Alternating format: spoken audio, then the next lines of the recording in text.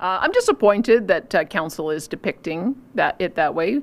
I remember as we were contemplating these changes, I asked our Municipal Affairs Minister, Rebecca Schultz, directly to make sure that she reached out to all of the impacted councils and communities so that they knew what we were doing, so that they had the impact. We had done extensive consultation before, but I recognize that sometimes you get a changeover with the election and they might have been surprised. So I can confirm that Minister Rebecca Schultz did reach out and did inform them of what it is that we were doing. And part of the reason is we have a public safety crisis on our streets in Calgary and in Edmonton.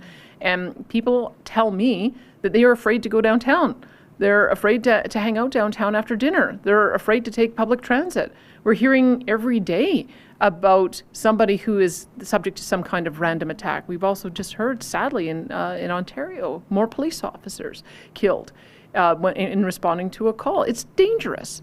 And because it's dangerous, we need to get back to the kind of policing that I think that citizens of this city expect. They expect to be able to be safe when they walk their streets. We also know that there's some expertise that we could bring to bear in appointing our commissioners. And I'll tell you who they are. And this is I mean, I'm very proud of the three that we have appointed, because we felt that with the addiction and mental health crisis that we see in Calgary, that we needed to make sure that we had people with some lived experience about how to deal with those kind of calls so that they could help assess the police response to them. So Dr. Rob Tanguay is an internationally renowned addiction psychiatrist. He is one of our appointees. Kelly Ogle is an entrepreneur, but he also is trained at the Canadian Global Affairs Institute with the Canadian Centre for Strategic and Military Studies. He has a deep interest in how we do public safety. And he also has lived experience. And we've got Dan Agape, who is an Indigenous person, I believe from an Ontario First Nation. He also has lived experience. So I would love to know the specific objection that Ms. Gondek has to an addiction psychiatrist, as well as two individuals, including one First Nation individual who has lived experience in helping us deal with the mental health and addiction crisis.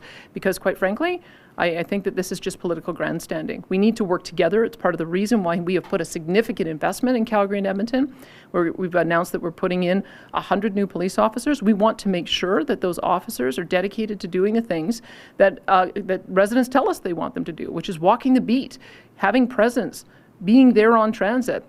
That's one of the reasons. But we also need to make sure that we're calibrating correctly so that those who have mental health and addiction issues are able to get connected to the services and resources they need. And that's the reason we're doing it. I'm not apologizing for it. And I think it's unfortunate that she's mischaracterizing how this all came down. I thought that we were working together on this. We should be working together, because I think Albertans and Calgarians expect us to work together on public safety. It's the #1 job of government. Well, I think they're playing games. I mean, it is an election. I think that there are some ideological voices on that council. It's no secret that the NDP and their fellow travelers want to defund the police. And it's no secret that we are in the position that we're in right now because it has demoralized our frontline officers and they haven't felt supported.